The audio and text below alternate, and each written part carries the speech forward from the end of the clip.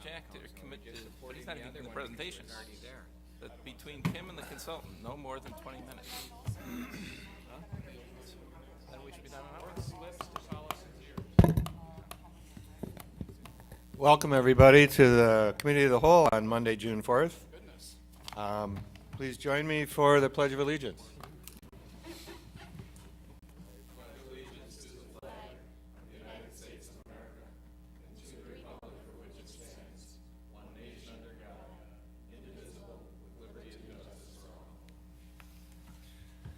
Let's have a roll call. Alderman Strelchuk, Here. Alderman Bushy, Here. Alderman Meyer is absent, Alderman Worth, Here. Alderman Garrell, Here. Alderman Brian Schneider, Alderman Kathleen Schneider, Here. Alderman Nurbin, Here. Mayor Abendroth. Here. We have a quorum, and of course the purpose of tonight's meeting is to get a status update on the Town Center TIF, TID number 3, and to consider a TID incentive for Foxtown Ventures. And I'll turn it over to Community Development Director Kimberly Tollefson. Thank you, Mayor. Good evening, Council. I have Dawn and Frank from Ellers with me. I think many of you have met both of them, but they're here to weigh in on any of the analysis that they've completed and answer any questions from the Council. So the topics we're going to cover tonight are the financial performance of the district, Foxtown Ventures incentive request, how that pay-as-you-go incentive works and what the options for implementation would be should you want to consider that.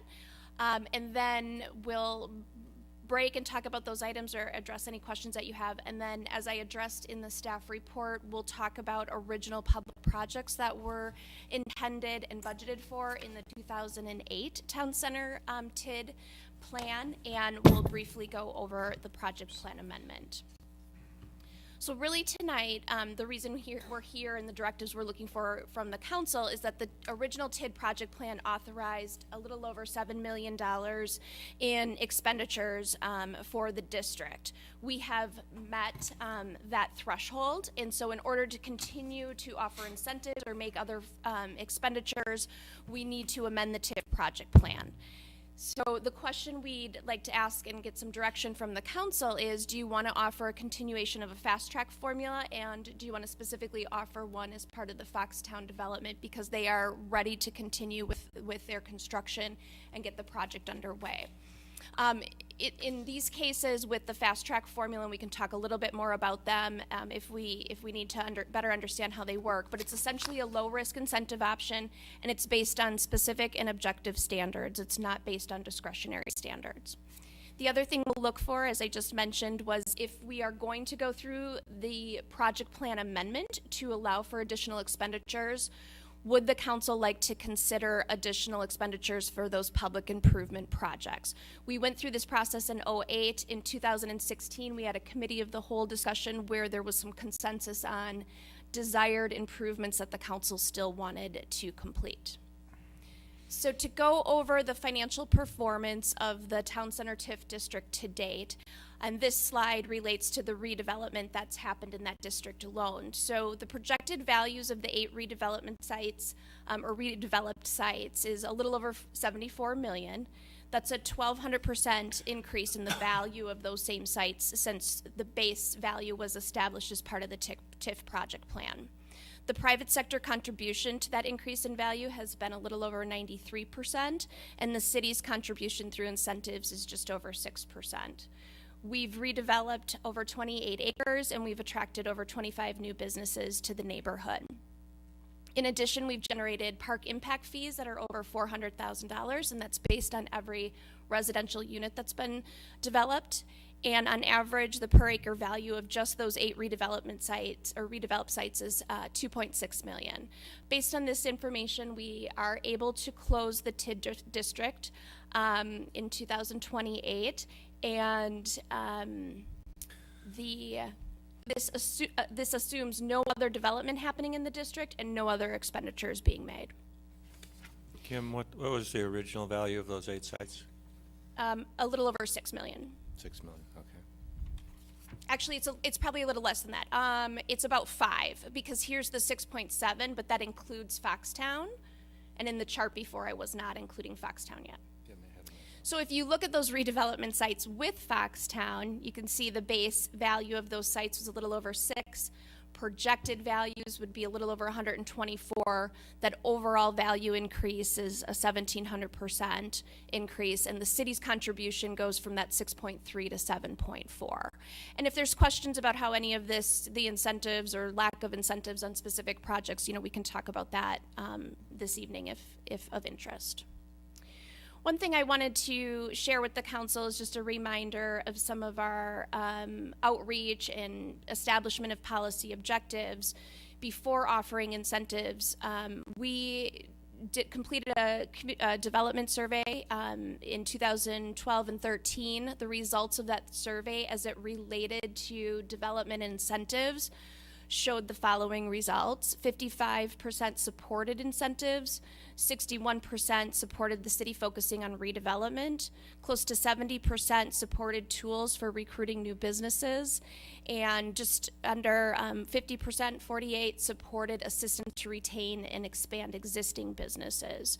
So it's one of the reasons why I added the measurements in there for the number of new businesses that have been attracted to the town center. Not only businesses, but really new developers that hadn't previously developed in Mequon, which I think is a positive. Just to showcase a couple examples of how the incentives have provided a positive performance in the district. Artesa, which is the Durand property, had a value of just under $180,000. The tax revenue on an annual basis being generated was $2,600. After the development, there's a guaranteed assessment of $8 million as part of the fast track formula. The tax revenue being generated on an annual basis is $118, and that's a 4,300% increase in value. Spur 16, while not provided a fast tracking formula, the real estate was provided as part of the project up front. There was a $7,000 tax revenue being generated on the property. A majority of this site was city-owned, so there was no taxes being generated there. As part of the development agreement, the minimum value to be achieved is just over 26.1. Staff and Ellers is confident that value of that project will come in at higher than 26.1. The project would generate over $400,000 in annual tax revenue. That's a 5,600% increase on that property. In terms of the city's contribution of the real estate, there's about a 4 to 6 year payback period. It would allow the TID to close 2 years early. And I just mentioned here a number of specific new businesses that are being attracted because of this redevelopment. 7 out of the 10 assessed parcels on a per acre basis, top assessed parcels on a per acre basis are located in the TID district. That top assessed value per acre is Artesa at $8 million per acre. And when we look at non-TID parcels, those are about 2.5 per acre. I just want to revisit 2 of the goals that were established in Town Center 2000.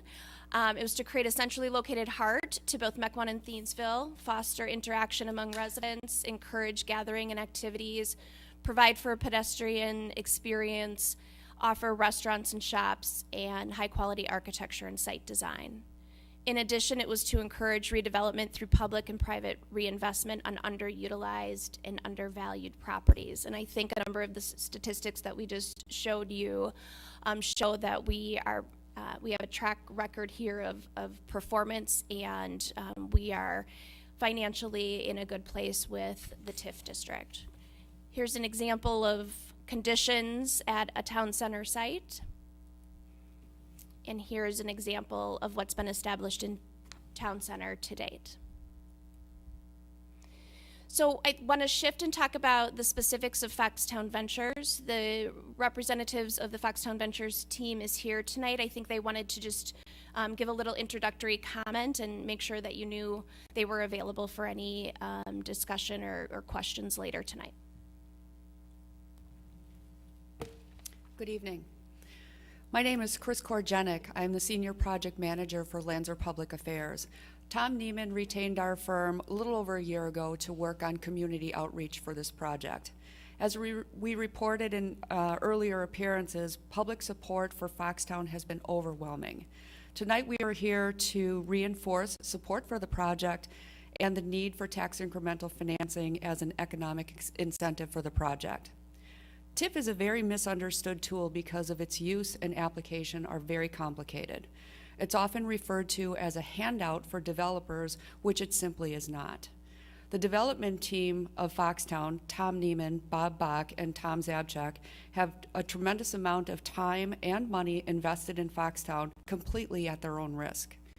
Mequon Town Center, including Town Center 1, Spur 16, and Foxtown, collectively are a perfect case for TIF. We have already seen the synergies from Town Center 1 extend to Spur 16. Amenities such as restaurants, coffee shops, retail, and other alternative housing choices are being realized and met. Mequon Town Center is becoming a destination where people can live, work, and play. In the case of Foxtown, the 17-acre site is a brownfield with blighted buildings and sites that other developers have attempted to revitalize over the past 20 years. As demonstrated in previous projects, Tom Neiman has committed his personal investment and a team of experts to bring his vision to life. Kim Tollefson has already and still will provide details on the current status of TIF in Mequon.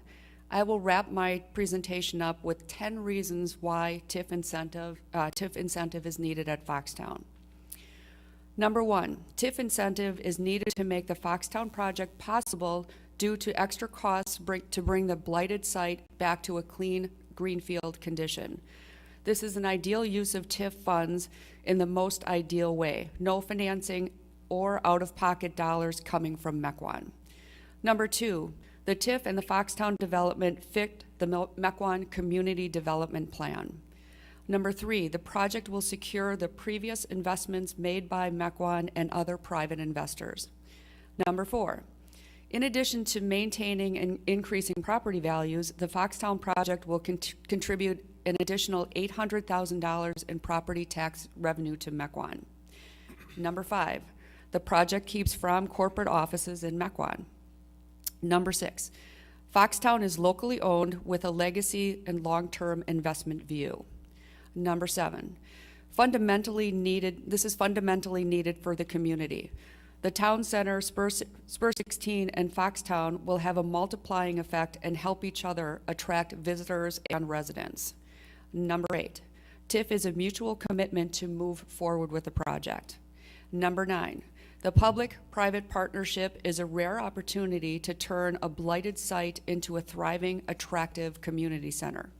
And finally, this is a no-lose proposition for Mequon that requires no out-of-pocket payments or financing. The biggest risk today is to do nothing. Time is of the essence as interest rates are increasing and winter is coming. Still here. Yeah, a couple of days ago it was still here. Always a few weeks. We ask for your approval to allow the Foxtown development to move forward. Thank you. Thank you, Chris. Okay, so I'll just talk a little bit about the parameters for Foxtown. Similar to the other slide I showed on just a couple redeveloped sites, the overall tax revenue being generated from the sites that are assembled for the master plan is just over $16,000 per year, as indicated by the project team and maybe somewhere in these slides. Just a reminder that we have a condition here where there are 17 acres that have been assembled. It required relocation of some existing industrial businesses.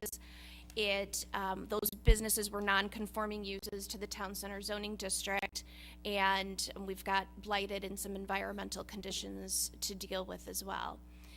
After assuming the $50 million value, we're looking at tax revenue close to $800,000. Again, that's an value increase of 4,700%. I know a number of you are familiar with how the fast track formula works, either through the other projects that we incentivized with this formula, or you were part of the policy discussion to create it. If we need to go over this in more detail so that there's a better understanding, we're happy to walk through that. Basically, the city, through this fast track formula, again, I'll remind you, it's objective and standardized criteria here.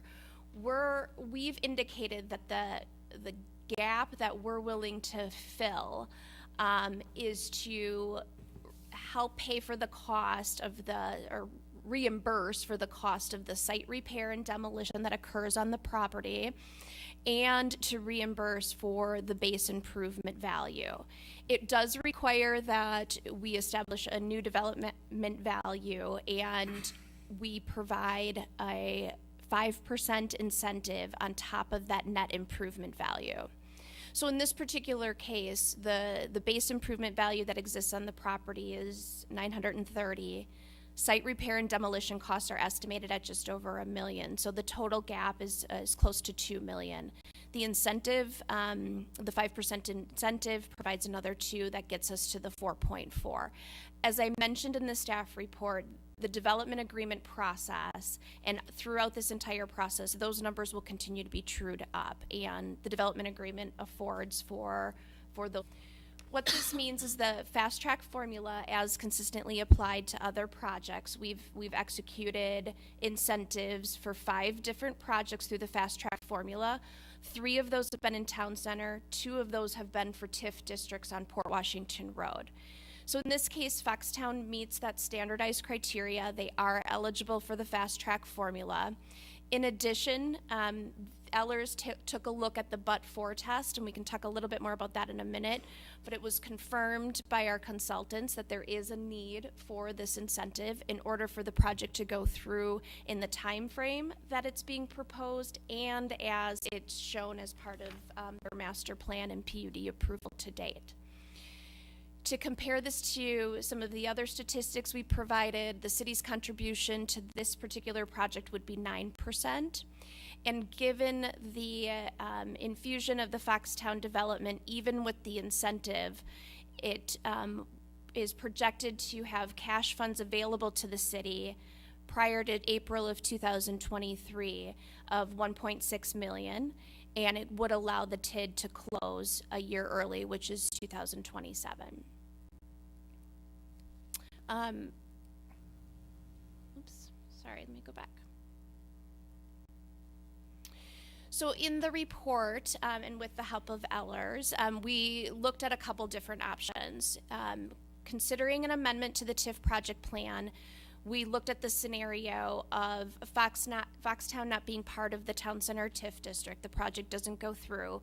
Spur 16 plus all the previous development that's occurred at a $26.1 million value provides results of just a little over $1 million of cash funds being available for any additional projects by April of 2023. That closure date would be 2026. Cash flow funds available for debt financing would be increased to $4.5 million and allow the TID to close. The actual closure is 2028. And then with Spur 16 at an assumed $35 million in project value, or for example, Spur 16 stays at 21 and you assume there's another $9 million of value being added to the Town Center neighborhood somewhere, somehow, and you include Foxtown with the incentive, you have these following results. You'd have cash funds available of just over $2 million. Debt financing would allow you to leverage those funds to approximately 7.4, and then these are your associated closure dates, 2027, and again the 2028. And Ellers can explain why it indicates 2029 there. Then we also looked at no other development happening. So Spur 16 stays at 26 million. Nothing else happens in Town Center, but you do provide for the ability for Foxtown to move forward along with providing the fast track incentive. And then your results are located here. 1.6 million with cash funds, debt financing of up to 6.4, and similar closure dates to what's above. The last option that we looked at was the creation of a new TID, to handle the development of Foxtown and to provide for an incentive. You can see here that with the creation of a new district, you're essentially looking at this financial performance for TID number 3, and then this financial performance for the new TID district. The staff's reaction to this is, while you have additional cash flow available, it's probably more than we need to do the development improvements that we want to do, and you're delaying the $50 million value of the Foxtown development to the tax roll by an additional 10 years. You're pushing that out to 10 years beyond the current TIF. One of the things I do want to note is that this assumes a 70% rate of, as it relates to that fast track formula. So we would be providing 75% of the annual tax base generated back to the developer. I'm sorry, 70, yeah. So I just want to highlight some of the maybe non-financial ancillary impacts as it relates to moving forward with Foxtown. Certainly there's momentum. Foxtown is ready to move forward with the project. We think it's an important message to show the city is committed to the project to private investors. This is really a low risk incentive to the city. As indicated, this is a no-lose financial circumstance. It has a positive financial impact on the TID district. There are certainly development positives for the TID, and the development team touched on that a little bit in terms of continuing to show physical development happening in the district, and for there to be synergy of these uses, and it is consistent with the town center planning objectives. Continue to attract new businesses and retain and expand current businesses. To delay it impacts the schedule, not only seasonally, but there are also indications that the interest rates will continue to increase. Foxtown has the ability to create some cost efficiency given the work that's occurring with the historic brewery right now and their construction team. I think it sends a negative message or it has a negative impact and sends a negative message to future developers or property owners looking to invest in town center. And we're looking at the difference between possibly a $3.5 million project if the project would end after the renovation of the historic brewery, compared to the $50 million on the tax roll if we can see the project through its completion. And then, of course, because From Family Foods is looking to expand and grow the business here, have additional offices, and continue branding their company as part of the legacy of Mequon, the delay, provides a lack of response to that growing Mequon company. As indicated in the report, staff's preferred option would be to amend the TIF project plan for Town Center, number 3, provide that fast track incentive. It's low risk incentive. It's a consistent approach to the incentives that we've offered before. As shown earlier, it aligns with the public survey. It aligns with town center goals, and there's too many to probably list here tonight. It gives the city an opportunity. We're not asking you to decide on public projects tonight, but it gives you the opportunity and the financial wherewithal to implement those public projects in the future should we choose. And as I noted, while the last option to create a new TID district, it does delay the value to the tax rolls. So we'll stop here and we'll answer any questions that the council may have about the financial performance to date, and any questions further detail that you need about the eligibility regarding Foxtown's incentive request. Questions?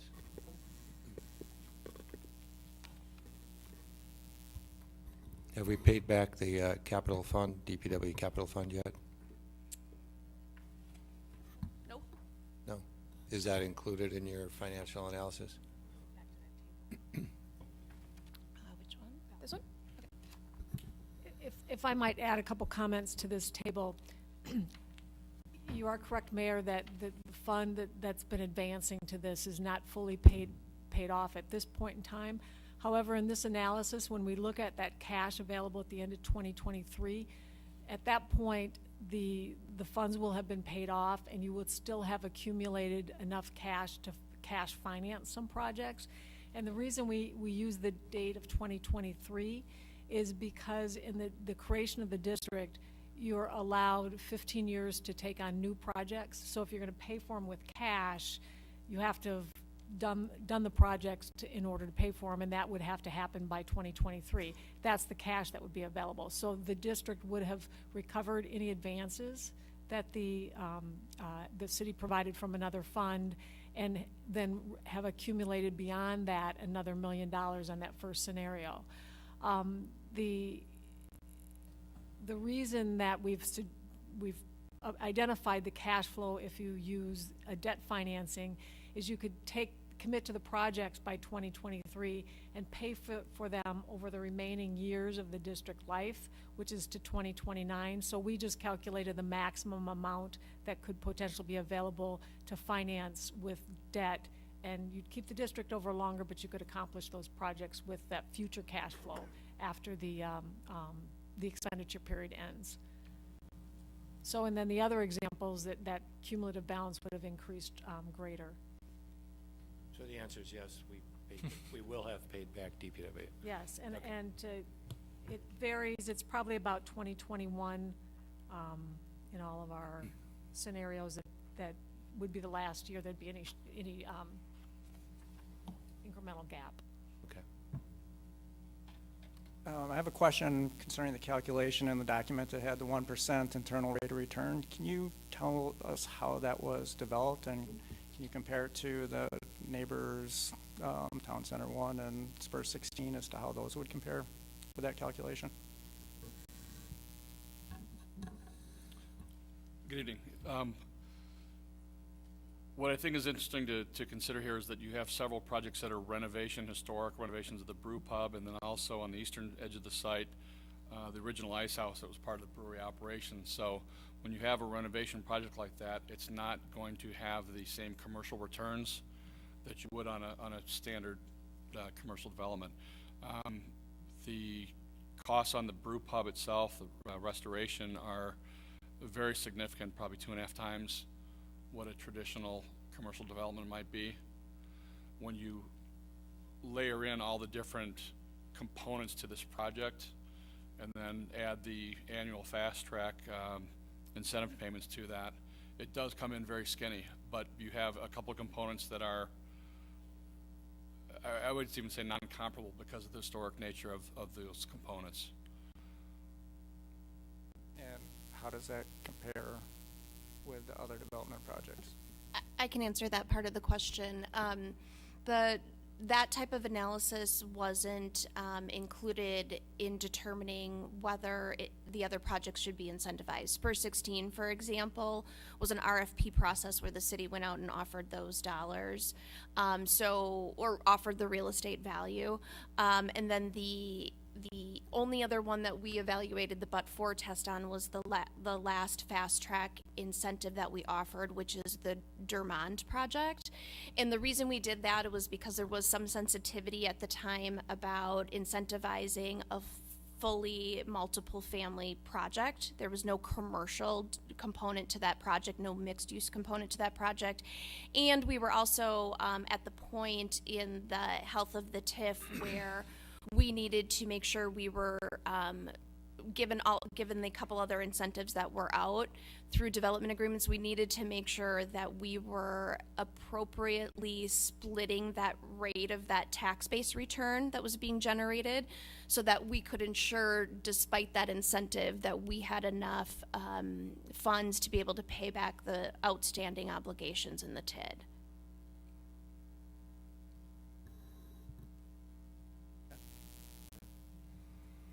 So the developer's taking a huge risk, or a greater risk, because they're rehabbing old buildings. Right, and it goes beyond what the typical investment outlooks would be. It goes beyond just the pure numbers of a project. It's a little bit more of a historic renovation and a legacy project, I suppose, if you would. So it's a little bit harder to put a number on it, and that's why the returns are a bit lower, but I'm sure the project team can address that a little bit further. I had the same question I asked Kim before the meeting about the internal rate of return, and the way she described it to me and the way that I understood it was that this is a project that's being done for not necessarily its commercial value. It's not like a typical commercial project, in that there's specific interest in, especially the brew pub and some of these elements, to put more money into it that would be normal, quote unquote, for a commercial developer, knowing that it is not going to generate high rates of return, but wanting it to be, as he said, a legacy project. So that makes it, because of the amount of money and the way it's being done, not as, by statistics, looking as commercially viable, because it's being done in such a way that's expensive, let's just say. Well, in the interest of a legacy project, the developer, most developers need to lay pile-on, I don't say pile-on fees, but there's a cost of doing business, overhead, staff, et cetera. They will take fees. They need a certain profit expectation out of those kind of projects. With this being more of a legacy type of project and historical preservation, you don't have the drive for that fees and additional numbers in that. So if that adds some context.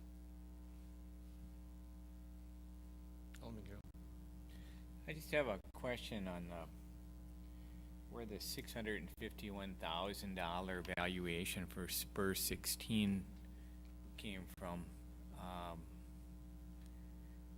How is that calculated?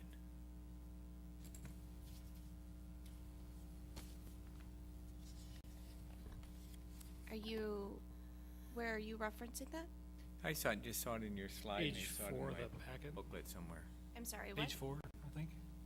Yeah, it's page 4 in the packet.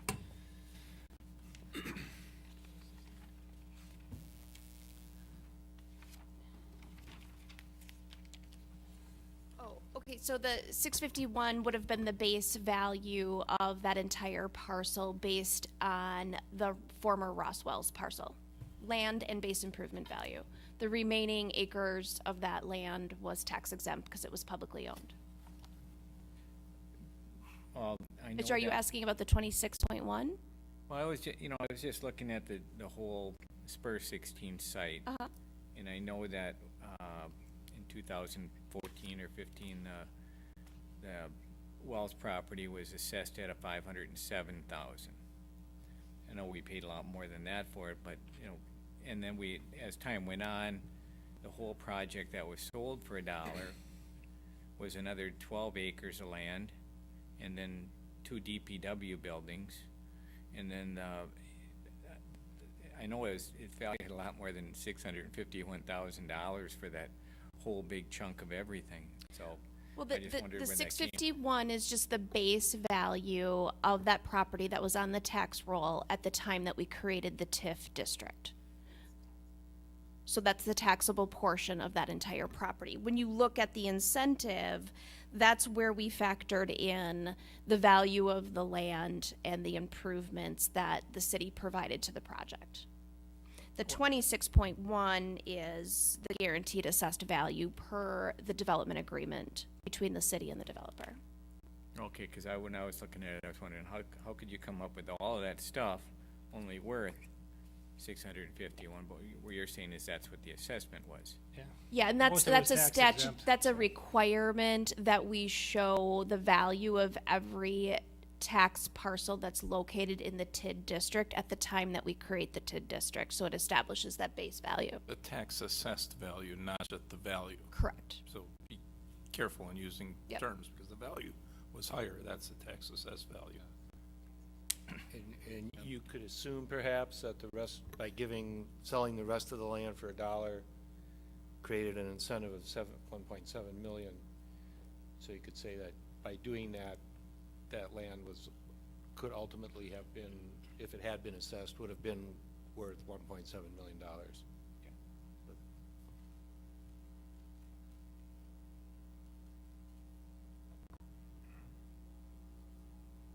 questions?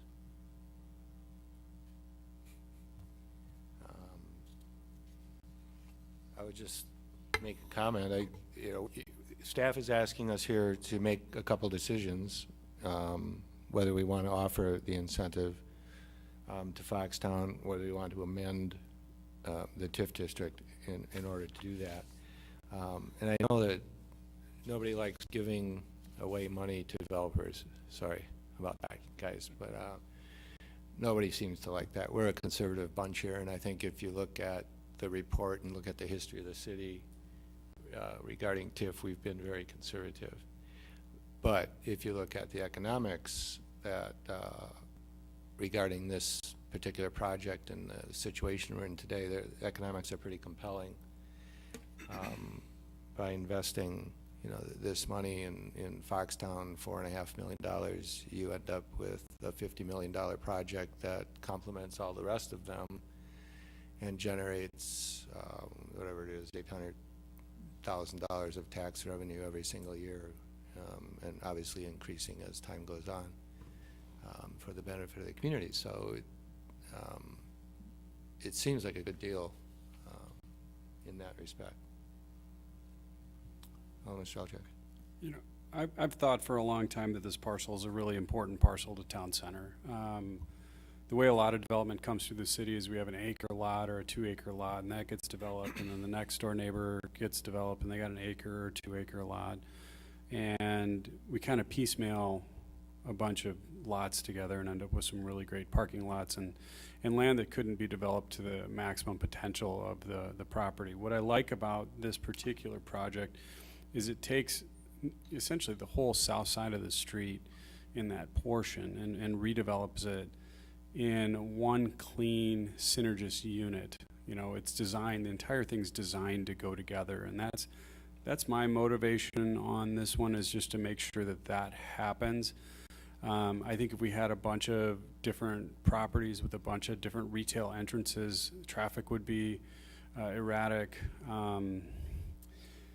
I feel that it wouldn't be developed to the potential that it could be. $50 million and then the tax benefit of over $800,000 per year on this property to get this on the books sooner than later. I mean, every year we wait, we're missing out on $800,000 of property tax. I'm definitely inclined to consider it. I'm not a slam dunk 100% yes yet, but it's definitely the project is appealing. This is the type of project that we wanted when this was done. We wanted an investment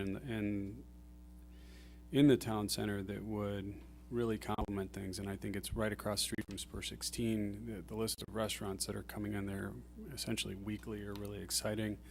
Town Center 1 will continue to grow in value and use with the surrounding businesses, and it really creates that network of surrounding businesses that makes it walkable. We have something to walk to versus something to park to and go to one space currently, and another one that's under construction.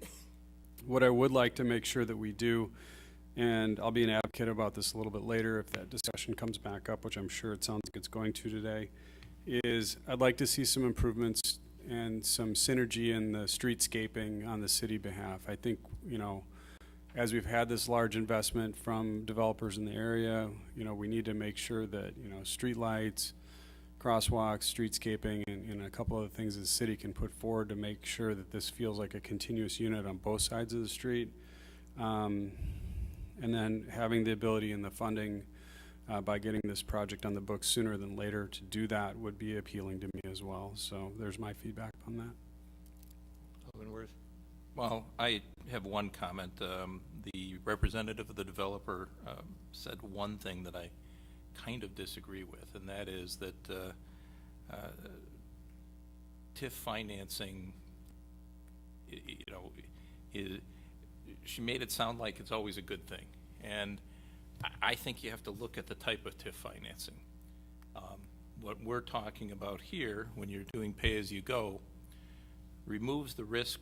I've represented developers who have received TIF financing that might not have necessarily been a good thing for communities. It's good for the developer. But when you're doing pay-as-you-go, the community doesn't have risk.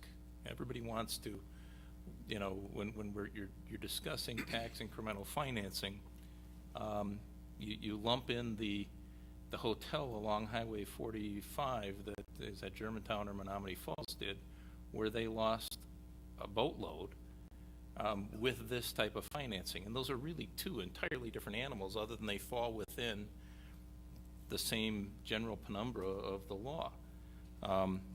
This really isn't where the city's providing financing.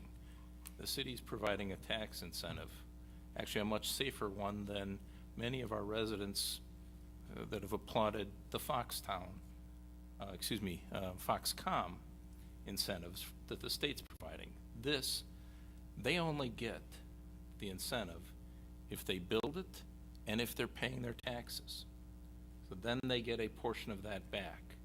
If the project isn't worth as much, they don't get as much back. If the project doesn't come to fruition, they don't get the full incentive. So I think you have to look at, maybe it's a tax break, but it's not what people think of traditionally as TID financing, where there is a lot of risk. And I, you know, whether you're in favor of it or not, I think you have to look at those two things as something very, very different. Now, should the government be involved in this? I don't know, but every community is at this point. I'm fairly certain that this project won't happen without it. And, you know, do you want to be competitive with other communities for good, bigger projects? First thing, you got to decide whether you like the project or not, I suppose. If you don't, then why would you incentivize it? If you think that this is a good idea and you believe Ellers, and if you don't, you probably ought to tell us why. And as far as their analysis of the developer's return, then this type of tax incentive, or really, we're just not going to tax them as much for a few years, which is really what it is. It's a discount for on taxes for investing in our community. A no risk, no money out of pocket discount that the city provides on a tax bill to bring your development into the city. And if you look at it that way, it's not the same type of risk that some types of TIF and TIDs pose. So I hope people understand the difference between the two, between the type of cronyistic, the city puts a lot of money in up front type of tax incremental financing that has gotten communities in trouble and put cities in a bad position as far as debt, and this type of tax discount.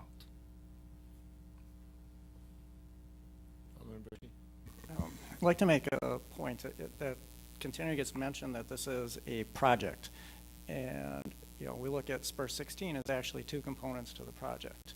And I think we actually have four individual components here. You have the brewery, you have the homes along the interurban trail, you have the mixed-use commercial building, and then there's the apartments. And I think that if there was interest, there was in this project that we're discussing here, that it should actually be broken out into four individual components and examined each one of those on an individual basis, especially given the concern that's been raised concerning additional apartments, for example, that I think from what I'm hearing that this is four projects and they're being packaged together as a single project here in our package and as a development, as a venture, but it's made up of several business investors, and it's I think it's more worth examination on an individual case-by-case perspective. You haven't done that. I would assume you haven't taken the components individually. We've had to look at each of the components together. Okay. And because the fast track formula doesn't allow allocation to each of the components, we've amalgamated everything and put the fast track formula into that. So we know that the separate components, there's actually 6 different components here, perform, you know, as again, the renovation projects are costly and do not provide a market return, but some of the other components do. And as we get closer to design drawings and cost, you know, pricing those out, you know, we can sharpen those numbers, but we have each of those components laid out. Well, and the master plan that was approved under the PUD does have relationships in terms of conditions of approval related to each phase. So, for example, there's a certain amount of commercial development that has to occur before the apartments do. Which I like. The commercial is my biggest concern. What I wouldn't want to end up doing is incentivizing apartments and then not seeing the brewery and the retail come forward. So as long as that part's secured for me, I'm more comfortable with this than, you know, any other alternative. I like grouping it all together. Respectfully, I think we should analyze each component, just make sure they're viable, just, you know, review it, but it's a project as a whole. It's, you know, it's a synergist project. It's everything that's going to get done on the south side of the street, and I really want to make sure that, you know, the brewery is of appeal. There's a lot of public interest in that, and the retail is my biggest advocation on this project as well. You know, the apartments fit in. I think that just adds to the ROI of the project, and then I like the single family home concept as well. I like people having ownership in the area. I think that's something unique that's happening here, and I'd love to see that happen. I think that's important. But if the first 2 that I mentioned are in place, I'm more comfortable with this than otherwise. As Kim said, all of these components were grouped together as a planned unit development that this council approved. So it's, you know, we're getting $50 million worth of value, and they want an incentive, and the question is, do you like the value that you're getting? If you don't like the value that you're getting, you certainly don't want to incentivize it. But in this case, the development, the planned unit development that was proposed, that includes all the components, we've already approved that. We've already said, yes, we like this mix of uses that they've proposed for us. And that master planning process is important to the development team as well, in the sense that they're making infrastructure improvements that will be necessary and beneficial to all phases of the project. So I'm sure from their perspective, as they're looking to make that investment, they're making sure that they can complete the other future phases as well. Right. Alden Urban? I'm certainly in favor of entertaining an incentive for this. I think if you look at the development to the north, it's going to all look new and pristine, and you're still going to be facing what's to the south if that doesn't happen, and it'll feel a lot like failure 10 years from now if we don't clean up that side of the road. I think if you consider the totality of the reasons for town center in the beginning wasn't only to get a nice walkable, livable downtown. Mequon was also to clean up a lot of cruddy old buildings, and the south side of the road, certainly you can make a strong case that it's far worse shape than the parcels we've developed so far. So I think we need to follow through. I won't consider the town center TID a success until this portion of the town center is cleaned up. It's really one of the major areas of focus I think we need to keep our eye on. As Alderman Worth pointed out, the pay-as-you-go nature of this incentive is far less risky than anything we've done on Town Center 1 or even Spur 16. You know, it doesn't have the upfront investment, so if it doesn't carry through, you don't pay out as much on the back end. You definitely control your risk that way, and I think it's generally a good project. I, as well as Alderman Strelchak, like the single-family home ownership component of it. That's a very positive aspect. The retail and the frontage on Mequon Road is what we're looking for. So I'd like to see this project carry all the way through and clean up the entire site. And I think it's worthwhile noting too that some of the work that Foxtown's already done, including moving the bus company, is something that would typically be reimbursable using fast track formula. They've done it already preemptively at their own expense. So they've done some of the work they could have used to justify the need for this. And that's water under the bridge at this point.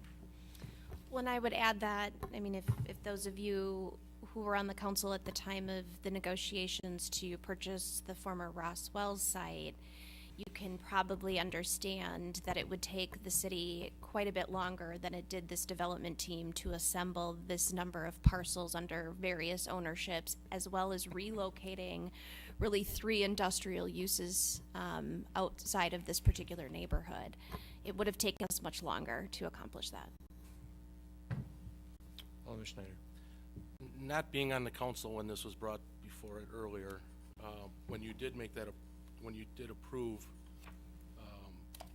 this originally, wasn't it set on a certain timeline for everything stretching out to 2021, 2023, and the porch homes being added as one of the last phases? Weren't there more definitive timeline for the project? It's a 5-year time frame going out to 2023, and you're correct. The single-family homes would be in the later years. And now they're pushing that more forward? No, I think the schedule's the same. I believe they wanted to push it forward. I had a meeting not too long ago, and it was brought up that they wanted to get this project moving forward quicker.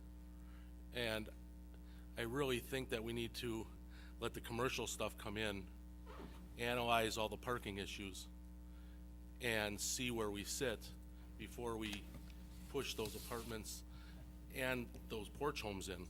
Those porch homes to me are very much overvalued in what they keep saying they're worth. A $500,000 home nestled in there, that's what they think they're worth, each one of those. I couldn't get that for my home in Mequon right now. And I keep hearing everybody say walkable. Walkable, it's walkable. What's walkable? Has anybody tried to take a bike across Mequon Road on the bike path? It's very difficult. Very difficult. Very difficult. How are we walking across? How are we doing that? Maybe we should look at how we're gonna get across the street before we keep pushing these projects forward, and, you know, make that accessible for the residents, before we keep talking about adding more residents on that side. What, so the residents over there can use it, but they're not gonna be able to get across the street? It's very difficult to manage. People are parking in the Piggly Wiggly to walk across the street to Cafe Hollander. They're not so much anymore, but they were at the beginning. And trying to get across that street is very difficult, no matter where they go. And they have people randomly crossing the street at various sections. Just, it's unsafe. It's unsafe now just for the bikes. And we should be really looking at a way to make it walkable instead of pushing forward all these increased apartments, all these increased homes, all these people that are going to be living there. And quite frankly, all these buildings that you're building, all you're doing is moving residents from one part of Mequon to another part of Mequon. You're taking the people that are living in the apartments on Port Washington Road or any of the other ones, and they're just moving to the other ones because they can have a little bit nicer place because it's newer. They're bumping their rent up by a couple $100, so they move for a year. People don't stay in apartments for 5 years anymore. They move yearly. A new one comes along, they move to the next one. And then another one's built, they move to the next one. I see it every day. And quite frankly, you know, we're gonna get to a point where we're so oversaturated with apartments that at some point, something's gonna become subsidized. Somebody's not gonna be able to rent their apartments. They're gonna go forward and they're try to get them subsidized so they can have subsidized housing. And that's exactly what we're gearing ourselves up for. Alderman Garrell.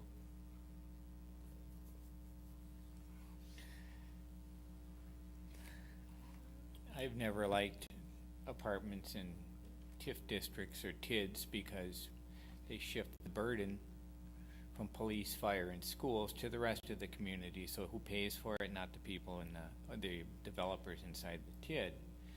It's the people outside of the community, especially when the school children come in and we're paying for their school. So that's all that I've always been real against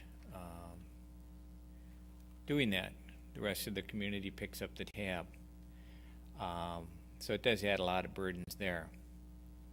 I don't believe that this project will stop if we don't give fast track financing. It's already been approved. I voted for it without the fast track financing. I heard every one of these common council members at one time or another say they didn't like TID 3, but we're stuck with it. We got to make it work. Well, it looks like it's going to work already. And now we're talking about already spending the money before it comes in, although it's just a tax incentive. So I don't believe the but-for test at all, that this wouldn't move forward but for, or that that it's needed in this project at all. And I really believe, and because I do listen a lot to the residents, I know developers usually don't call me up and ask my opinion. They pretty much know my opinion. I'm pro-development. I'm pro-thoughtful, intelligent development that contributes to the tax base and is in, looks like the rest of the community, complements the rest of the community. So when you say, well, if we don't give them incentive, it sends a negative message to other developers, that's not true.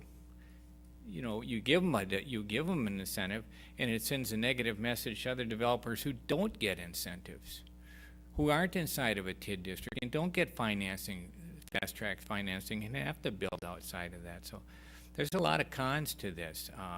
You know, I could go along. I figure I'm going to be outvoted. I usually am. But I am going to say my piece because I think we're heading in the wrong direction, especially with the apartments. And I think it's real hypocritical for aldermen and the like up here who have said before that, you know, the only reason I'm voting for this is because, you know, I don't like TIDs, I don't like TIF districts, I'm anti-TID, but now they're willing to bend those rules again. So that's my 2 cents worth. I know other aldermen won't agree with me, but I don't like shifting the burden to other taxpayers. And I think we are heading down the long road, and I think we're building apartments way, way too fast. Not only either they shift from one apartment complex to another complex, and I said this before, over here, the Mequon Trail has twice as many vacancies as it did this time last year. So they are moving, but when they shift from one apartment building to another, that's one thing they do. Or we're gonna change the character of the community because they're going to be people coming from outside the community to rent those apartments, and that could be good or bad. So I'm not going to, you know, go down that path. But I like the nature of our community today, and Mequon is the way it is because good family values, and because of the people that live here. Alderman Bushy. I guess a bit on the heels of that. Talking about the TIF and TID district here, is that historically, and this was before my time here obviously, is I understand in 2008 as to how the reasoning behind this, that was a very different economic time. I think in my lifetime here, at least as an adult that I can remember, we have not been in a brick and mortar growth like we are in today. I mean, everywhere there's development going on. And we can see examples of that even, you know, here in Mequon. It was, I believe, a month ago that we approved a zoning change on Port Washington Road across from Metro Market that was a $4 million increase for an 8-plex there. And at that point, you know, it's obviously not part of a TID district, but we have that. We've had housing that's west of 76 that's going in, 3 phases of many homes there, probably worth, I don't know the exact number, but well over $30 million for those homes. And again, that's going in at the risk and the profit potential for those who are developing it without the city involved other than approvals. And then again, we're looking now actually, as stated, the success, the growth. We get the emails about Spur 16, this whole area that is now the town center and across the street now, actually, I would argue is worth a lot more than it had initially. And, you know, I'm not sure what the premises were or the basis when that land was purchased by the Foxtown group that they're proposing here, but I don't know, was there an agreement or something that the city would help with the blighted area, or, you know, through anything that the city has done? Otherwise, to me, it seems like, you know, that the purchase was made as a business decision for the as-is quality. And I understand if there's something that the city did that caused an environmental impact to the negative, that there is some responsibility on our part to assist with that. But as far as, I mean, that land goes, it's, as you say, it's not very pretty looking at the moment, but it seems like there's a lot of opportunity for proper business development.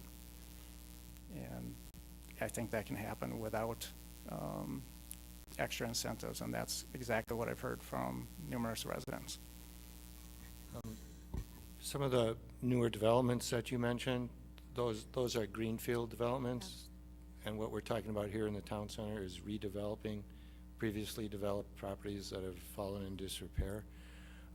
And I've heard the same comment that you made about the amount of development that's occurring in the community today, and it's focused here in the town center and out on Wauwatosa Road, and with the exception of a few medical facilities on Port Road. But if you were here in the 80s and the 90s, you would be totally aghast at what happened. I mean, hundreds of homes each and every year, and farm fields becoming subdivisions each and every year, and that's what created the east side of Mequon. And there was a lot of angst going on at that time, but I think everybody's pretty satisfied with the way that turned out. I also addressed something that Brian mentioned about the demand for multifamily housing, and this has been going on since the turn of the century, where people living in the big suburban houses wanting to downsize and were asking for condominiums or apartments. At that time, condominiums were much more desirable and popular, and there was a lot of opposition to the city building or allowing the construction of condominiums, and we were afraid that this would be cheap housing, and the condominium builders themselves said these will be $250,000 units, and check the prices on those condominiums today. They were wrong then by a factor of 100%. Basically, those condominiums came in and were snapped up, and they were very desirable. And I think you're getting a lot of the same thing with the apartment development, which could someday become condominiums as well. But I think I think that those things in the past that we were afraid of have turned out to be very successful. And I think you have to give credit to all the people that worked on that to make that happen. I think, you know, in the late 90s, you couldn't give away a condominium. Nobody would buy them from anybody. You couldn't resell that for anything. And the only reason those condominiums came back was because of the recession in '07. And that's when all that housing market shifted. And so all those became so cheap that they were snatched back up. You couldn't give, nobody wanted a condominium for a long time. I was accosted on the street that you need to build different housing so that I can move out of my big, mansion. Alderman Worth. The lull in condominium sales was in 2009, 2010, 2011, in part because there wasn't financing, in part because banks backed off of lending on condominiums. The condominium projects we've had in Mequon, it depends on the type you're doing, have been incredibly successful, but that's not our purpose here. I agree with you as far as the people who are concerned about the number of apartments. As much as I think Mr. Bach builds an incredibly good product, and therefore I also think that we're not going to run into the type of apartment project problems that some communities have, because the apartments that we're having built are, you know, even at a $1.50 a square foot for rent, which is on the low end of what's been built in the town center. You're still talking about apartments in the, you know, close $2,500 to $3,000 range, where we're with granite countertops and or solid states, you know, solid surfaces and wood floors and these, we haven't built and we shouldn't build cheap apartments. I think, and we made a change in the arrival corridor to effectively not allow additional big box apartment buildings. I think we ought to look at a similar change in the town center corridor, but that's prospectively. This was held out, and this type of incentive has been being sold, and frankly, you know, and that's why when we were talking about changes to apartments at the Planning Commission, I said, fine, but not for things that are already in the pipeline, because it's unfair to people when you've offered and said, you know, we encourage it. I wasn't on the council when a couple of these were approved, actually any of them, until Spur 16 and here.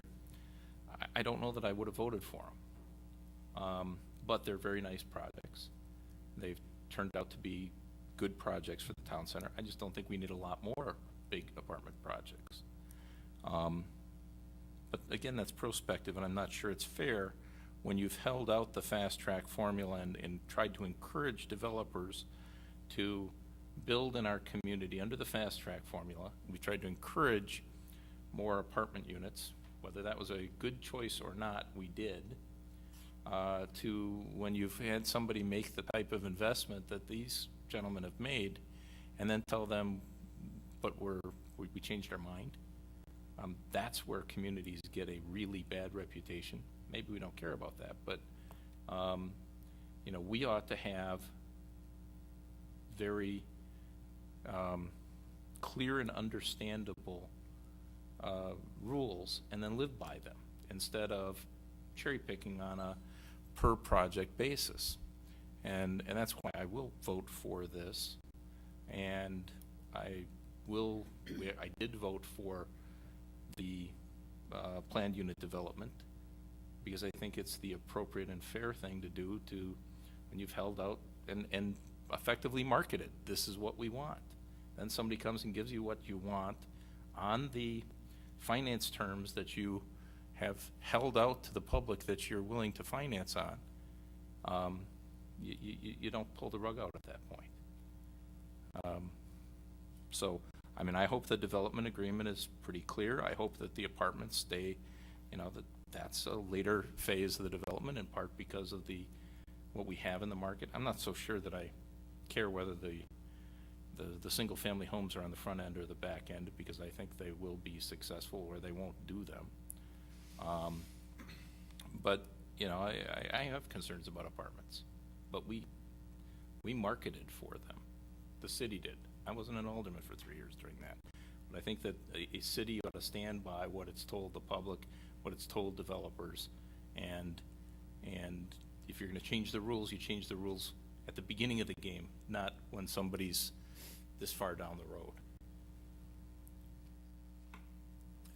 And, you know, housing was always a part of the town center, Right. Perhaps not as we didn't envision it the way we're receiving it today, but it was always part of the town center. And the community has asked us for years, they've mentioned for years that they want more restaurants. We have quite a few restaurants actually, but they continually say they want more restaurants in the community, and this goes back even into the 90s, and you talk to the people that run the restaurants and they will tell you it's a struggle because they need more people. So you know, you tell me, how do you get more people to fill the restaurants if you don't allow somewhere for them to live? Alderman Garrell. Going back, you know, it wasn't too long ago we were using up our fast track formula, isn't that right, Kim? We used it up back with Dermond. It was one of those that they voted on. We came to the end of our fast track formula that we had allocated? Well, we came to an end of the amount of expenditures we originally identified in the Town Center TIF project plan. Because That's the point of the discussion tonight. If we want to continue to make expenditures, whether it's through developer incentives or public improvement projects, we have to amend the TIF. and that's why, when you say, clear and understandable rules, the clear and understandable rules were, we have so much for fast track formula, and when it's gone, it's gone. Now we're coming, I have voted for this thing, and I didn't know whether they're gonna come back and ask for $4.5 million in fast track formula. That's backwards. We identified it at the time of the PUD approval. What's that? We identified it at the time of the council's action on the PUD. Well, I didn't hear it at the meeting, and it wasn't explained, but anyway, the money was used up. The clear and understandable rules were that the money was used up. So we're actually changing the rules that were clear and understandable right now to, well, let's change them for this and add a fast track formula. That's the way I see it. So we've had clear and understandable rules. We're just making an exception in this case. That's my 2 cents. Alderman Nervin. I think this TID has gone through a couple of changing of the rules. I think when it was first passed, there was never any envisioning of doing any developer incentives. And then the economy crashed and nothing happened, and nothing happened, and nothing happened. And I think if we hadn't adjusted our focus and our shift a little bit to allow for this type of thing, nothing still would have happened. We'd be staring at a bunch of dilapidated buildings. It looked much like it did 8 or 10 years ago. So some prudent changing of the rules to get the results you want is necessary sometimes. I think if we hadn't adjusted our course and provided some sort of incentive for Town Center 1, we'd still have a gas station and a American Legion building. At least they'd have parking, but we wouldn't have that project. We wouldn't have had the momentum to carry over to Spur 16. We'd have the same thing we've been looking at for the past 20, 30 years. Yeah, and with the small percentage of the contributions through incentives, I mean, as you see on this slide, the track record and the performance has been fantastic. And I think too, keep in mind that the fast track formula is designed to only bridge the gap on what is needed for site repair and demolition. That's what incentive. Well, and there's a small increase, that 5% bump. And we do offer the exact same formula in the other two TID districts on Port Washington Road. And we have executed 2 there, and those are at 100% return on their annual tax payment. And the reason why it's not 100% in TIF is because we had borrowed dollars in order to do some of the improvements, like extending a public water main down Mequon Road. I mean, it's still sort of astonishing to me that it wasn't until 2009 that there was actually a public water main from Wauwatosa Road down Mequon Road to Cedarburg Road in our second major commercial zoning district. But the fast track formula is specifically geared towards reimbursing for the base value that you're removing from that site because you're already in the negative, and then the costs associated with getting that site back to greenfield development. In this particular case, whether it's this development team or you delay it and wait 5 years and risk and see if somebody else comes forward, I would suspect that based on the pro forma and the internal rate of return, especially given the fact that this project meets the zoning district and our town center objectives, any other development team is probably going to need an incentive. We're actually, I think, fortunate given the local ownership and local interest and legacy investment that this particular development team is bringing forward, given what is showing based on the pro forma to be a rather minimal incentive in comparison to the overall project and the value. Alderman Brian Schneider, is it okay? It's Alderman Brian, so we don't say Alderman Schneider, did make a good point, and that is, and one of the concerns that I think everybody's had about the town center since its inception, and that is you can be walkable on one side and walkable on the other, but you have a gap between the two. And I presume that's part of the conversation you have about improvements. And those are infrastructure improvements that a community might just pay out of its tax base. We simply have the opportunity to pay for it out of the TID as opposed to generally taxing residents to improve the, you know, a lot of communities just tax for streetscaping, for a sewer down the middle of the road, for, you know, if you wanted to put better and safer crosswalks or some other form of crossing the street, for putting on street parking, you know, which was part of the original plan for the town center. I agree with you that right now, some of those improvements should have been made back in 2008 when the TID was first approved, as opposed to waiting till now. But they still need, you know, there should be some discussion about those. Instead, we spent a lot of money on some other stuff early on that at least a couple of us voted against at the time, because it was not for economic development, it was somebody else's preference, but which still turned out to be nice. But I think I think that you're right, we do need to correct some of those issues, and that's part of, we're not going to have the ability to do that unless we extend or modify the TID.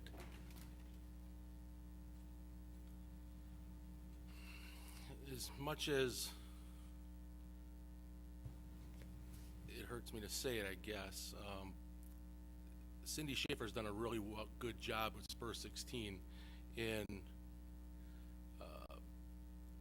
getting commercial businesses to come in there, and her aggressiveness in doing that and getting it out there in the media, she's done a really good job of that, and she's getting some, you know, probably better places than I thought she would.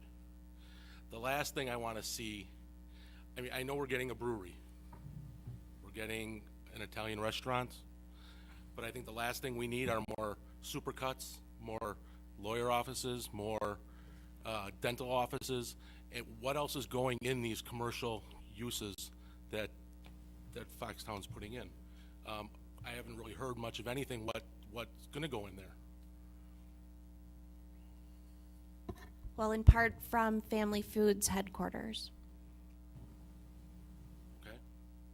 There's a beer hall that's proposed as part of the most eastern portion of the project. You mentioned the Argentos and the brewery, the beer hall, the headquarters from Family Foods. That will include some ground level services and retail, although we have mentioned a number of times and discussed it internally, what you're really seeing in terms of commercial interest and attractiveness in the town center neighborhood are more service and food and beverage related type uses. I mean, even if you look at the public market, and I know it's somewhat the nature of the public market, but there, other than probably Get Happy, you don't really have a true retailer. And I just think that's what's happening generally across the country, and with Amazon and all of the, you know, even Walmart, So you why can are pick people up your So why are commercial. people walking there? What are we I mean, if they're honestly gonna, I mean, if we're gonna get another, Well, if we're sir, gonna get more offices, I mean, there's a lot of commercial space there. Oh, I think office development is a great introduction at this kind of scale to the town center. It brings daytime users, so you've got the influx of the new residents plus the surrounding neighborhood of current homeowners that create the demand for services. I mean, as homeowners, we don't just have a demand for retail, but then you bring in that daytime influence with a volume of employees, and it's exactly what we've heard through our outreach on the Economic Development Board with the Mequon Business Park. A lot of businesses are looking to attract the next generation of their workforce. They're sometimes having a difficulty of getting workforce to Mequon. And from what we're understanding, those next generation of workers are looking for entertainment type venues and opportunities within their close proximity to their work, where they can have lunch, grab coffee in the morning, run a couple quick errands while they're on lunch. I mean, that's when I take lunch, that's what I do. And those are all across the street at Spur 16. So what else is coming there that's gonna attract? Those typically aren't released until you get a shovel in the ground. Spur 16 didn't really start releasing their list of people who were coming in. They had a couple that they were talking about, but once the shovel went in the ground, then they had some identifiable dates when they could actually get people in. And that's really when the retail comes forward, is at that point. You know, I think we're asking them for, you know, a laundry list of new businesses that are going to go in there on the retail side, which I'm very supportive of. Anything you can get to come in, that's exactly what Alderman Brian Schneider's asking for, those types of businesses, shopping, you know, a little more shopping in Mequon and more of those destination walkable uses. I mean, I agree with you 100%, but I haven't seen in my tenure here really developers coming forward with a list of people until they had the shovels in the ground and actual, you know, timelines on the development where it's like not a range of dates, it's a firm date. Okay, I can get ABC company in on December 31st this year, and they're going to do their build out and be ready for summer. That's when you get the announcements that are coming in. That's why you're seeing all of them come forward with Spur 16 and Cindy Schaefer, because she's, you know, she's revamping that property right now. And we did get a presentation from Foxtown where they presented concepts of the type of retail that they want to put in there and the types of things that they're going to seek for that development. Right, I agree, but I think if you look at Town Center 1, I don't think you would necessarily put a dental office back there again either. You know, I think, you know, there's a lot of businesses that probably, you know, don't really go well there. So it would just be nice to know a little bit more instead of just having some offices there that people are going to from, you know, 9 to 5, and then it sits empty all night, and, you know, no one else is coming in. Member Sheen. Thinking back to the points or the detail, I was actually somewhat surprised as far as what the larger component is regarding the brew pub and the expense of redoing that. And I can say I met with the Foxtown group a little over a year ago. The descriptions going on, I was ready to order a beer right there. I mean, it was, you know, there's a lot of passion going in there. And you know, anybody talk to you, they say, oh, that's a cool idea, you know, the cellar and all that. But then when I talk to the same individuals and say that beer is going to essentially go through a $4.5 million assistance from the city towards it, the beer option doesn't seem to be as eager for it as originally. I mean, it's a great idea, I'm not denying that. I mean, you see the plans, there's some great ideas, I think, coming in there. And again, though, it's coming as to how is it coming about? And again, this is 2018. There's economic growth going on like crazy, and people just sound like they're interested in seeing the current TID 3 come to a finalization as soon as possible, and continue from there. But if that's the goal, the Foxtown development and incentive gives you the opportunity to close the district a year early. I thought it's 2026 as is. That's 2027 TID closure with the Foxtown development. 2028 was the original date. The original date, but right With now, with what's Spur the schedule? 16, it could be 2026. Right. With Foxtown, it would be 2027, but that ignores the possibility of further development that would come in before that date that could actually make that, push that date even farther forward. You know, you never know. It's a gamble, it can go the other way too. I mean, there is greenfield properties for sale or available in the arrival corridor, so there could be more development when people see how we react to this one. So, but tell us exactly what you're looking for us to amend the TIF, Well, provide the incentive, and there's 4 options to do so. Correct? correct. And there is, you know, resources that are put forth in order to amend the TID project plan.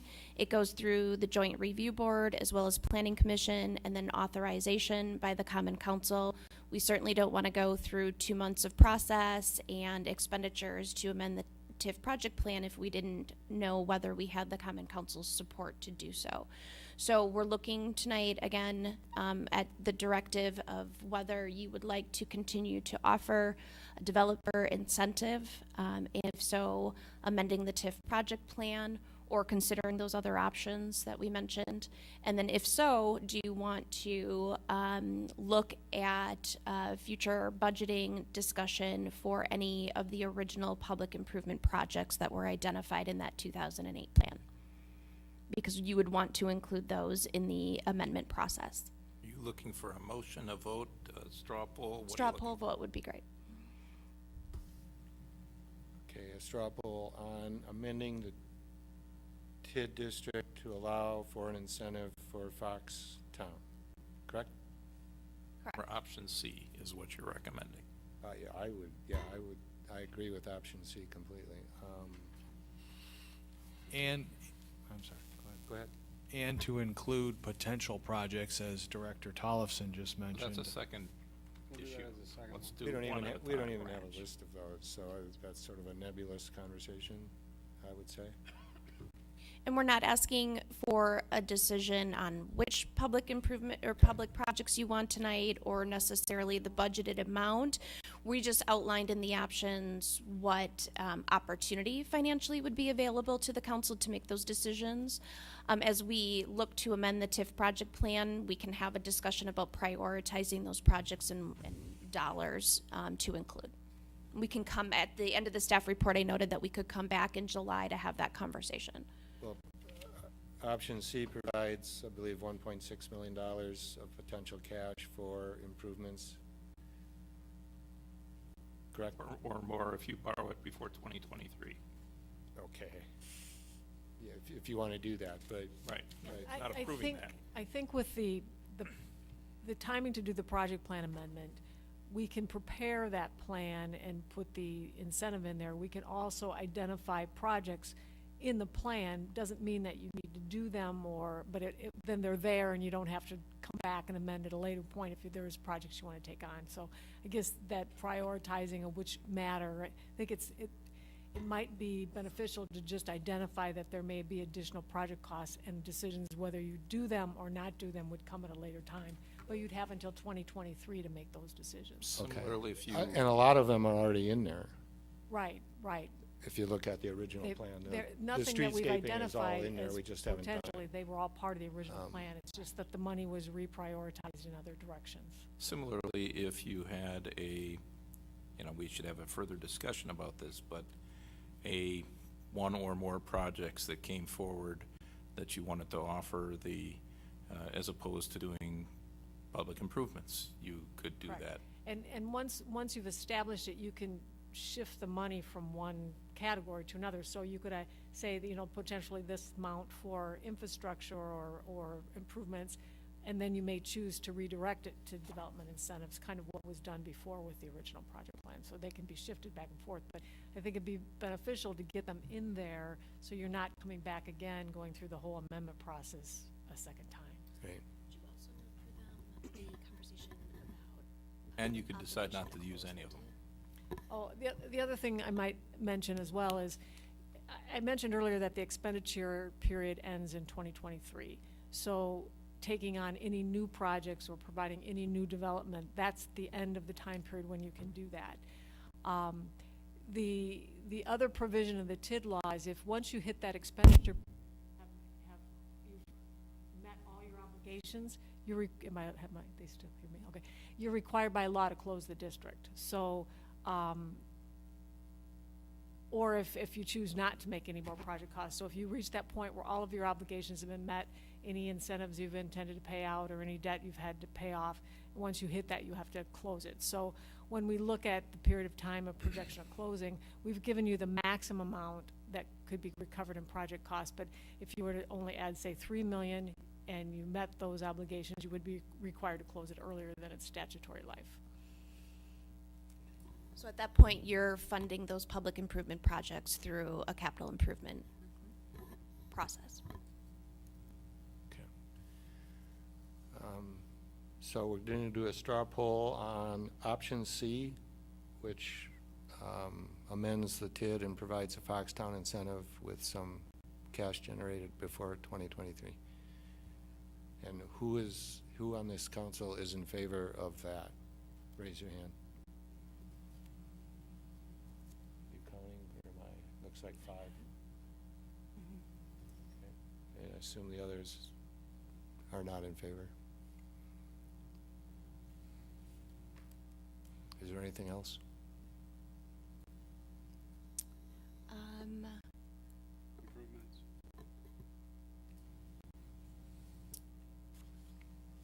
Yeah, I think we'll come back then, as I think we're going to move forward, given that vote on the amendment to the project plan. And we will come back to look at the public improvement projects prioritization and some budgeting.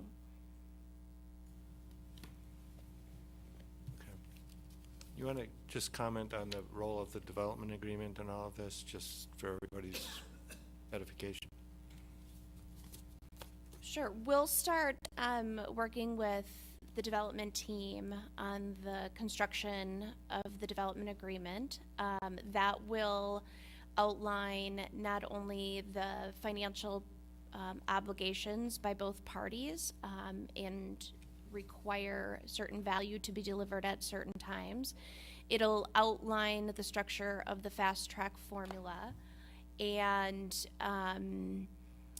it will highlight all of the standards, such as the minimum project value needing to be achieved, that if there's failure to deliver that value or failure for the taxes to be paid, the developer forgoes that incentive, both accumulatively and on an annual basis.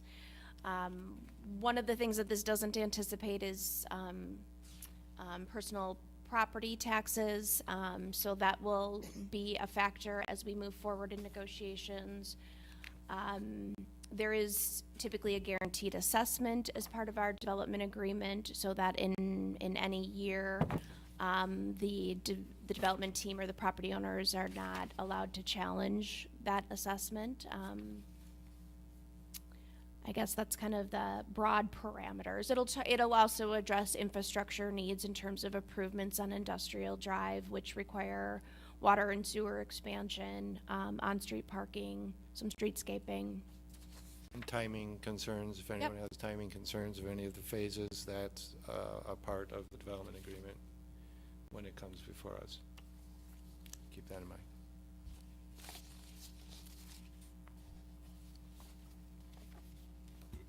Yeah, and the council votes on that development agreement as well, so you'll be involved in seeing the details of that. Okay. I think we are complete. We are finished with item B, 2B. Number 3. Correct? Yeah, and then I think Will just wanted to share with you some future planning workshops related to the 2019 budget.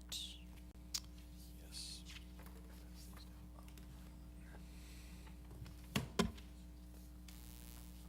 Thank you, Director Tollefson, Mayor.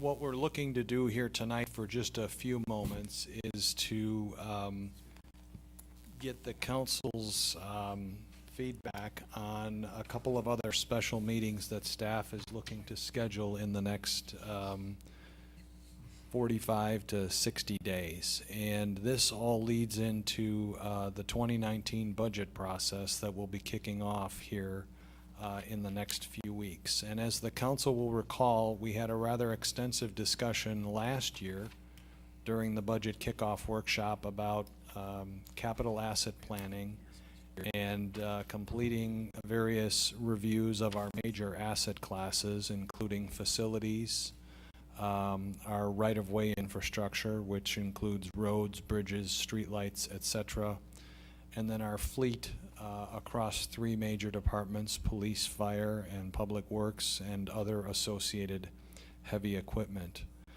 We are now in the process of completing or nearing completion on these studies, and we are at a point where we'd like to bring this information forward to you before we get too far down the road from a budget perspective. And the handout that you have before you contemplates 4 additional special meetings over the next 2 months. And in broad strokes, we'd be looking to have another special meeting here later this month after our regular meeting next week to go through the facilities reports and to kick off an overview of our parks system, all of the recommendations and projects identified in the current park and open space plan. In mid-July, we'd be looking to wrap up the review of the Parks and Open Space Plan and review the road and infrastructure study that's currently being completed in our engineering division. In late July, schedules permitting, we'd be looking to do our normal budget kickoff meeting where we'd talk more about parameters and considerations related to the operating budget, which is generally comprised of the city's general fund. That would include a review of where we are year to date on the 2018 budget, as well as some of the considerations that would need to be factored relative to development of 2019's budget.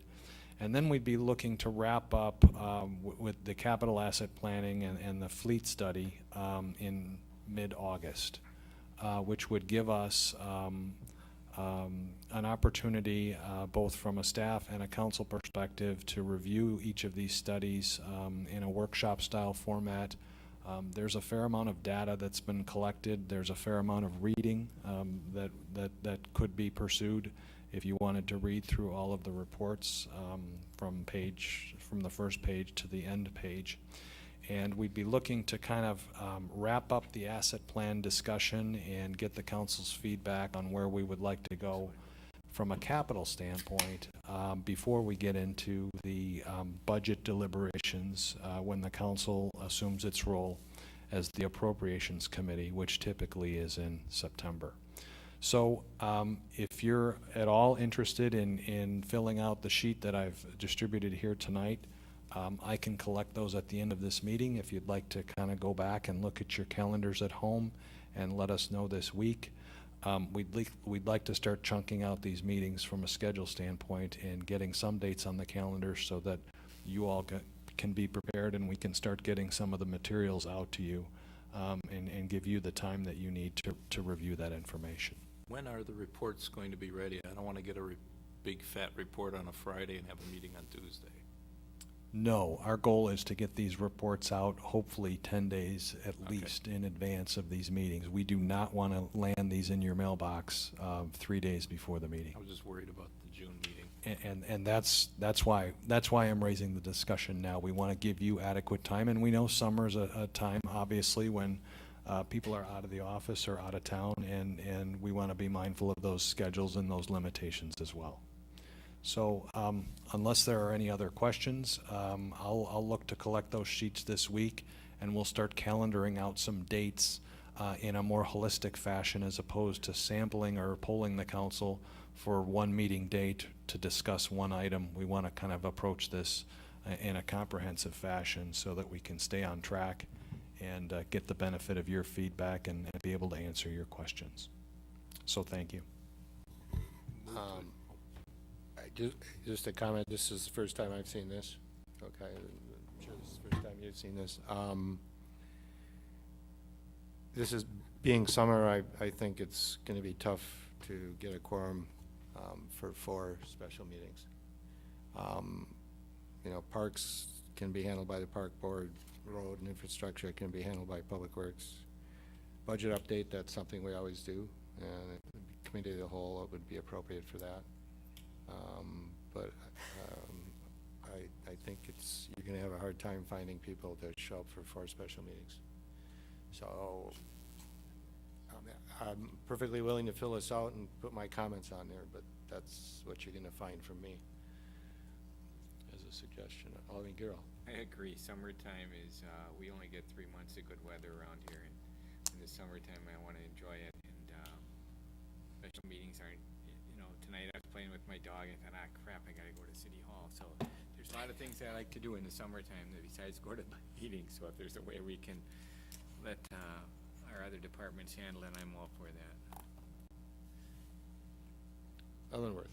Well, being the contrarian that I am, here's the concern with that. When we send it off to a different committee and we don't have our own discussion, and they come back and say we ought to be spending money on something, and then it comes to us and we have that discussion and say, well, wait a minute, we haven't even looked at this.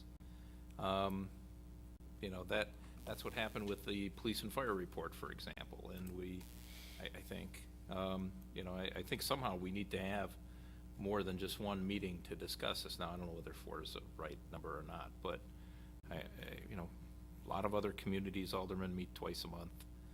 Planning commissions meet twice a month. This is the most important thing we do in the year is budget. And these are particularly if we're looking at, these are the big silos of what's in the budget. I don't know if this is the right, mix, of meetings. I also would then make one other point. We have at least one alderman who can't make Monday nights. I think we ought to try to make the Tuesday nights work. He doesn't have a choice. It's not that he doesn't show up, it's that his employment requires him to work Monday nights. So, to the extent possible, we ought to try to make Tuesday nights work. Certainly. Any further comments? Well, to the extent possible, and in consideration of that feedback, Mayor and Alderman Garrell, if we can be more efficient with the council's time and get it done in less than 4 nights, we'll certainly endeavor to do that. And if that maybe leads to a little longer meeting, but getting it done without having to go an extra night or 2, we could certainly be prepared from a staff standpoint to work in that direction. Move to adjourn. Second. Motion and a second to adjourn. All those in favor say aye. Aye. Opposed? We're adjourned.